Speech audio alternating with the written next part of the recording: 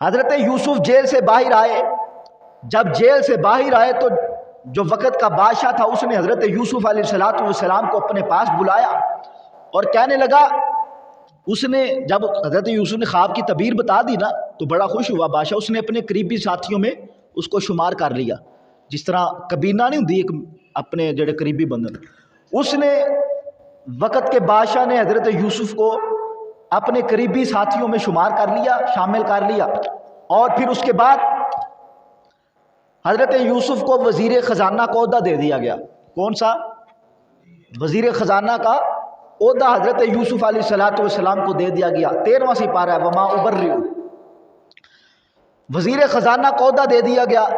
اور وقت گزرنے کے ساتھ ساتھ اللہ تعالیٰ نے حضرت یوسف کو عزتوں کے ساتھ نوازا اور وقت کے بادشاہ بن گئے, مصر کے عزیز بن گئے, مصر کے بادشاہ بن گئے.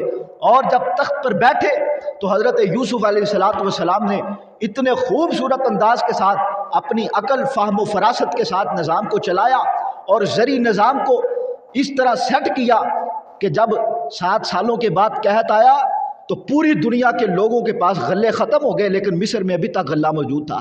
یہ حضرت یوسف علیہ السلام کی عقل تھی, ان کا شعور تھا کہ انہوں نے اپنے معاشی اور تجارتی نظام کو اس انداز کے ساتھ چلایا کہ ان کے پاس ابھی تک وافر مقدار میں اناج, پھل, کنک, مونجی موجود تھی, لیکن دنیا کے پاس ختم ہو گئی تھی. دوسری دنیا کے سارے لوگ حضرت یوسف علیہ السلام کے ملک مصر میں آنے لگ گئے غلے لینے کے لیے. بڑے بڑے قافلے آ رہے ہیں. ان قافلوں کے اندر حضرت یوسف علیہ السلام کے بھائی بھی آئے اور ایسے حضرت یوسف علیہ السلام کے پاس کھڑے ہو گئے. حضرت یوسف علیہ السلام نے فوراً پہچان لیا کہ یہ میرے بھائی ہیں, لیکن حضرت یوسف نے انہوں نے نہیں پہچانا, بھائیوں نے نہیں پہچانا. غلے کی اپیل کی, حضرت یوسف نے ان کو غلہ دیا. جب غلہ دیا تو انہوں نے پیسے دیے اس کے بدولت. جب پیسے دیے تو حضرت یوسف علیہ السلام نے کیا کیا, پتا تھا نا بھائی ہیں, تو جو انہوں نے پیسے دیے تھے وہ پیسے حضرت یوسف نے ان کی واپس تجوریوں میں جو غلہ دیا تھا ان توڑوں میں ڈال دیے, بوریوں میں ڈال کے واپس بھیج دیا.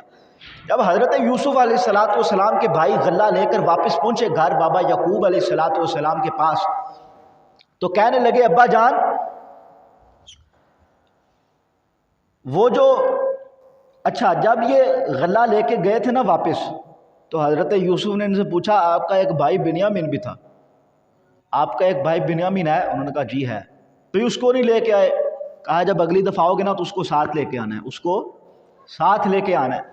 اچھا یہ چلے گئے, واپس چلے گئے غلہ لے کے, عزیز مصر کا پیغام لے کے یعقوب علیہ السلام کے پاس پہنچے اور جا کر کہا, حضرت یعقوب بابا جان سے مخاطب ہوئے اور کہا بابا وہ جو آیا ہے نا بادشاہ یوسف نامی, اس کا اخلاق بڑا اچھا اخلاق ہے, اس نے ہمارے ساتھ بڑا اچھا سلوک کیا ہے, غلہ دیا ہے اور اس نے ہمارے بھائی کا پوچھا ہے بنیامین کا, تو آپ نے اب بنیامین کو ہمارے ساتھ بھیجنا ہے جب ہم نے دوبارہ جانا ہے. اچھا جب حضرت یعقوب نے یہ بات سنی کہ میں بنیامین کو ان کے ساتھ بھیجوں گا تو چونک گئے, کہنے لگے پہلے میں نے یوسف کو بھیجا ہے اب بنیامین کو بھیج دوں, آپ بنیامین کے ساتھ بھی یہی سلوک کرو گے جو یوسف کے ساتھ آپ نے کیا تھا. میں بنیامین کو آپ کے ساتھ نہیں بھیجوں گا, میں نے تو نہیں بھیجنا حضرت بنیامین کو آپ کے ساتھ, آپ میرے ساتھ دھوکہ کر رہے ہو.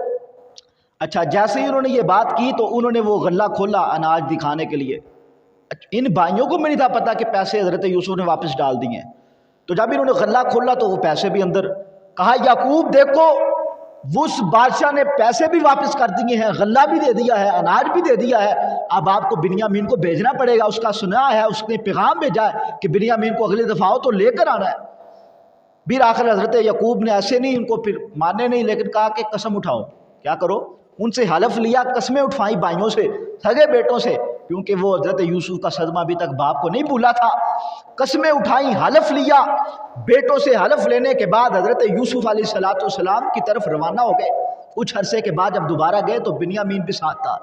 جب گھر سے نکلنے لگے تو حضرت یعقوب نے کہا میرے بیٹو جب مصر کے محل میں پہنچ جاؤ, عزیز مصر کے محل میں, تو مختلف دروازوں سے آپ نے داخل ہونا ہے, مختلف دروازوں سے. جب یہ مختلف دروازوں سے داخل ہوئے تو حضرت یوسف نے بنیامین کو اپنے پاس بلا لیا, بنیامین کو, اور بتا دیا, کہا میں آپ کا بھائی یوسف ہوں, میں آپ کا بھائی. جب ان کو کنویں میں پھینکا جا رہا تھا تو بنیامین نے حمایت کی تھی حضرت یوسف کی, کہا تھا یہ کام نہ کرو, बिन्यामीन को बता दिया, कहा मैं तेरा भाई यूसुफ हूँ। अल्लाह अकबर। अच्छा, अब ये दोबारा पास खड़े हैं सारे भाई गल्ला लेने के लिए, दोबारा फिर आ गए। कुछ वक़्त गुजरने के बाद हज़रत यूसुफ ने बिन्यामीन को बता दिया कि मैं तेरा भाई हूँ। इन्होंने क्या किया, गल्ला लिया, गल्ला बांटा सारे भाइयों को। एक प्याला था हज़रत यूसुफ का बड़ा कीमती, क्या था, बड़ा कीमती प्याला था, उसको इन्होंने बिन्यामीन के गले में डाल दिया। जब ये काफिला जाने लगा, इन भाइयों का काफिला वापस जाने लगा याकूब अलैहिस्सलाम के पास, तो इधर से एक बंदे ने आवाज़ लगाई कि हमारी चोरी हो गई है, इस काफिले ने हमारी चोरी की है। यानी बिन्यामीन के भाई हज़रत यूसुफ के भाइयों ने चोरी की है, ये काफिला चोर है। वो सारे भाई एकदम परेशान हो गए, कहने लगे हम फसादी नहीं है, हम चोर नहीं है, हम ज़मीन में फसाद फैलाने के लिए नहीं आए, ना ही हमने किसी किस्म की चोरी की है। उन्होंने कहा आपकी तलाशी ली जाएगी। फिर उनकी तलाशी ली गई। जब तलाशी ली गई, उन्होंने तलाशी लेने से पहले कहा कि अगर आप मुजरम हुए और आपसे चोरी पकड़ी गई तो फिर आपकी क्या सज़ा। उन भाइयों ने कहा जो मुजरम की सज़ा वो हमारी सज़ा, हमने चोरी नहीं की। तलाशी ली गई उनके गलों की, तो हज़रत बिन्यामीन के गले से वो प्याला निकल आया। जब प्याला निकला तो इनको गिरफ्तार कर लिया गया, हज़रत बिन्यामीन को। जब गिरफ्तार किया गया तो अब वही हो गई ना बात, हज़रत याकूब ने कहा था मैं नहीं भेजूंगा, यूसुफ को कुएं में फेंक दिया। अब बिन्यामीन गिरफ्तार हो गए, तो बाप ने तो कभी भी यकीन नहीं था करना कि वो गिरफ्तार हो गए। अच्छा, इन्होंने कहा कि आप ऐसे करें, बिन्यामीन को हमें दे दें, किसी और बंदे को गिरफ्तार कर लें, किसी और बंदे को गिरफ्तार कर लें, यानी हमारे में से किसी भाई को गिरफ्तार कर लें तो बिन्यामीन को छोड़ दें, हम बिन्यामीन को साथ ले जाते हैं। हज़रत यूसुफ अलैहिस्सलाम ने कहा भी मैं ऐसे नहीं करूँगा, मैं ये नहीं चाहता कि किसी मुजरम के बदले किसी बेगुनाह बंदे को पकड़ लूँ, किसी मुजरम के बदले बेगुनाह बंदे को पकड़ के उसको गिरफ्तार कर लूँ, मैं ऐसे नहीं करूँगा। बहरहाल हज़रत यूसुफ अलैहिस्सलाम ये चले गए भाई सारे, और जाके याकूब को खबर दी अलैहिस्सलाम, कहने लगे बाबा बिन्यामीन को गिरफ्तार कर दिए। अल्लाह अकबर। जब बाप ने खबर सुनी तो बुलंद आवाज से आवाज़ लगाई यूसुफ, और साथ ऊंची ऊंची रोने लग गए। इतना रोए कि इनकी बिनाई ख़त्म हो गई, इनकी बिनाई ख़त्म हो गई। हज़रत याकूब अलैहिस्सलाम की बिनाई ख़त्म हो गई। कहा पहले यूसुफ अब बिन्यामीन, यानी इतना सदमा, इतना रोए, इतना ज़ोरदार रोए, इनकी आंखों की बिनाई ख़त्म हो गई। भाइयों को, बेटों को कहा जाओ चले जाओ, अल्लाह की रहमत से मायूस नहीं हूँ मैं, जाके तलाश करो, मेरे बिन्यामीन को लेकर आओ। भाइयों इनको फिर भेज दिया, इनको फिर भेज दिया। अच्छा, अब सारे भाई नहीं गए दोबारा, आधे घर रहे, इनमें से कुछ भाई घर रहे, कुछ फिर मिस्र चले गए यूसुफ अलैहिस्सलाम के बाद, कुछ घर हैं, कुछ फिर चले गए। जाके यूसुफ को सारा माजरा बताया कि बाबा की, याकूब की बिनाई चली गई है और वो बड़े परेशान हैं, आप हमारे पर कुछ रहम करें। अच्छा, अब ये जब आए थे ना तो बड़े गरीब हो चुके थे, मफलूकुल हाली की इनकी हालत थी, बड़े यानी इतना गुर्बत का आलम था, फटे पुराने कपड़े। और दोबारा जब आए, मुतालबा किया, फिर सदका कहा, हमें सदका दो, हमें कुछ गल्ले दो। बड़ी हालत जो है ना कमज़ोर हो चुकी है, खाने के लिए कुछ नहीं है, पहनने के लिए कपड़े नहीं है, चलने के लिए पहनने के लिए जूते नहीं, हमारे साथ मदद करो, सदका खैरात में से हमें माल दो। अच्छा, हज़रत यूसुफ अलैहिस्सलाम ने कहा बड़े तेज़ बनते हो, आपने अपने भाई यूसुफ के साथ क्या किया था। अल्लाह अकबर। कहा आपने अपने भाई यूसुफ के साथ क्या किया था। ये एकदम हैरान हो गए, चूक गए, कहने लगे आपको यूसुफ का कैसे पता है, कहीं आप तो यूसुफ नहीं, कहीं आप तो यूसुफ नहीं वो वाले। तो हज़रत यूसुफ ने क्या कहा, काला अना यूसुफ, काला अना यूसुफ, कहा हाँ मैं वही यूसुफ हूँ जिसको तुमने कुएं में फेंक के काम तमाम कर दिया था। आज खुदा ताला ने मुझे इतनी इज्जतों के साथ नवाजा है कि मुझे वक़्त का बादशाह बना दिया है। कहा मैं यूसुफ हूँ। अब ये शर्मसारी के साथ चेहरे लटक गए और खड़े हो गए, टांगे कांपने लग गई और इतने परेशान हुए, इतने शर्मिंदा हुए। अब खड़े हैं और जनाब आप ज़रा तसव्वुरात की दुनिया में जाएं, کیا وہ حالت ہوتی ہوگی اس وقت کہ جب جس بھائی کو انہوں نے مار دیا ہو اور وہ بھائی اس ملک کا حکمران بن جائے، وزیر اعظم بن جائے، بادشاہ بن جائے، اور بھائی اسے مانگنے آئے اور پھر ان کو پتہ چلے کہ یار یہ وہ بھائی ہے جس کو ہم نے مار دیا تھا۔ اللہ اکبر، اتنا بے بسی اور بے حسی کا عالم، بے حمیتی کے عالم میں وہ کھڑے ہوں گے، کتنی شرمساری ان کو اس وقت ہوتی ہوگی۔ بہرحال حضرت یوسف علیہ السلام نے غلہ دیا اور اپنی قمیض اتاری، کہا یہ قمیض لے جاؤ اور بابا یعقوب کو میرا پیغام دینا، سلام دینا، اور یہ قمیض ان کی آنکھوں پہ لگانا، ان کی بینائی واپس آ جائے گی، اور جب اگلی دفعہ ہو تو ان کو ساتھ لے کر آنا۔ یہ بھائی لوٹے، مختصر کروں، یہ بھائی لوٹے، بابا کو پیغام دیا۔ اچھا یہ جب جا رہے تھے نا، ابھی قمیض پکڑ کے جا رہے تو کچھ بھائی گھر تھے، میں نے پہلے بتایا ہے کچھ بھائی گھر تھے، تو یعقوب نے ان بیٹوں سے کہا کہ مجھے نا یوسف کی خوشبو آ رہی ہے۔ اللہ اکبر، یوسف بیٹے کی مجھے خوشبو آ رہی ہے۔ ان بیٹوں نے نا بے ادبی والے الفاظ بولے حضرت یعقوب سے، یعنی یہی کہا ہوگا کہ آپ کیا ہر وقت یوسف تو اس کو یاد کرتے رہتے ہیں۔ اسی بنا کی وجہ سے تو انہوں نے یوسف کو پھینکا تھا کہ باپ بڑا پیار کرتا ہے اس سے، حسد کی وجہ سے۔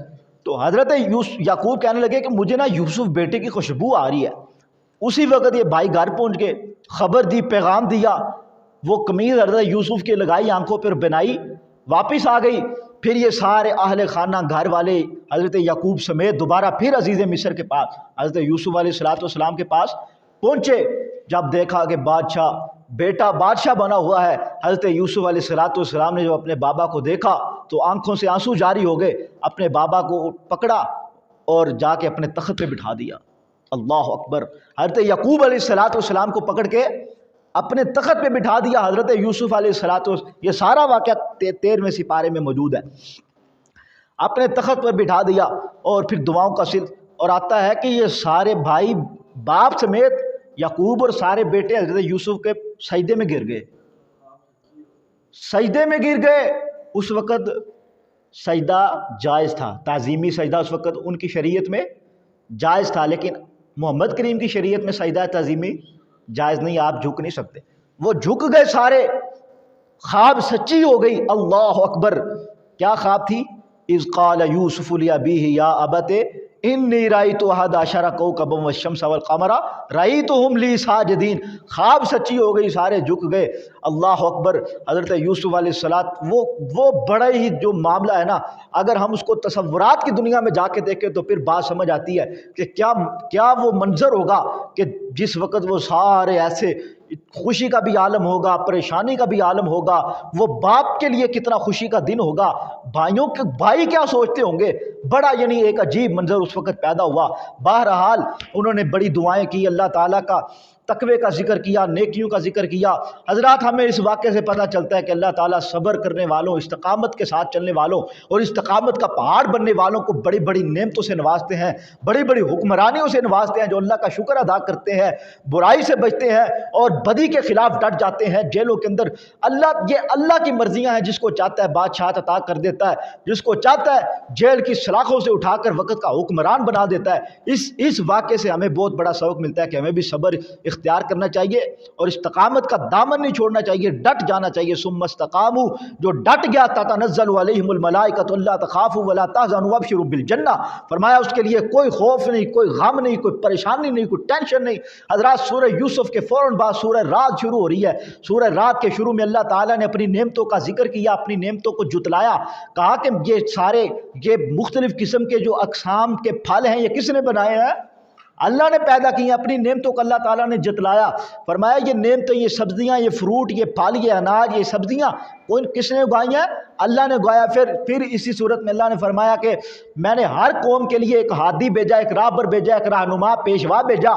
آپ کا اور میرا ہادی، آپ کا اور میرا راہبر، رہنما، پیشوا، مقتدا، امام الانبیاء کون ہے؟ جناب محمد الرسول اللہ صلی اللہ علیہ وسلم۔ اور اسی سورہ رات میں اللہ نے فرمایا جو بجلیاں کڑکتی ہیں نا، بجلیاں، یہ جو آسمان میں بجلیاں کڑکتی ہیں، یہ کیا کڑکتی ہیں پتہ ہے کسی کو؟ فرمایا یہ اللہ کی حمد و ثنا بیان کرتی ہیں۔ اللہ اکبر، کیا کرتی ہیں؟ اللہ کی حمد و ثنا بیان کرتی ہے۔ اسی صورت رات کے اندر فرمایا کہ فرشتے جو ہیں وہ اللہ کے خوف اور اللہ کی خشیت کی وجہ سے کانپتے ہیں۔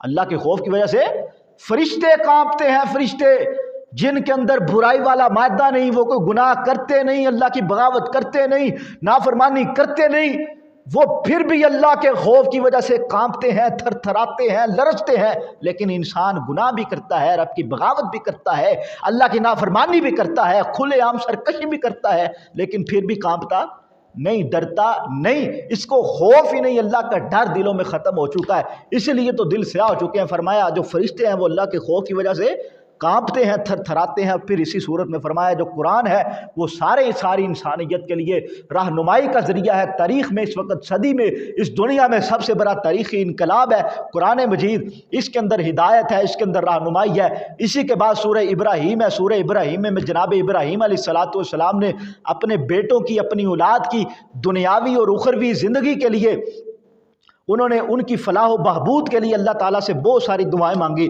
جن کا تذکرہ اس میں موجود ہے۔ تو ہمیں بھی حضرت ابراہیم علیہ السلام کی دعاؤں سے، ان کی زندگی سے سیکھنا چاہیے کہ انہوں نے کس طرح ساری زندگی اللہ سے دعائیں مانگتے ہوئے گزاری، اللہ کی حمد و ثنا بیان کرتے ہوئے گزاری۔ ہمیں بھی ہر وقت اللہ تعالیٰ کی تعریفات کرنی چاہیے، اللہ تعالیٰ کی حمد و ثنا بیان کرتے ہوئے ہمیں اس دنیا سے رخصت ہونا چاہیے۔ دعا ہے کہ اللہ تعالیٰ قرآن سمجھنے عمل کرنے کی توفیق عطا فرمائے۔ آخر دعوانا الحمدللہ رب العالمین۔